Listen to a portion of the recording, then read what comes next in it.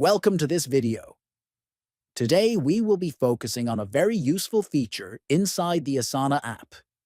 Many users around the world prefer to work in their own language, and Asana gives you the option to switch easily.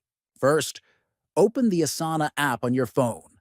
Next, tap on the profile icon located at the bottom right. Then, scroll down through the menu until you find the language option. Finally, select the language you want to use, then click on Yes to confirm your change. The app will automatically restart with the new language you have chosen. Changing the language in Asana can make project management clearer and smoother for you or your team. It ensures that the interface matches your preference and helps you stay productive. If you found this tutorial helpful, consider subscribing to the channel. Give this video a like and share it with others. Thanks a lot for watching, and see you in the next video.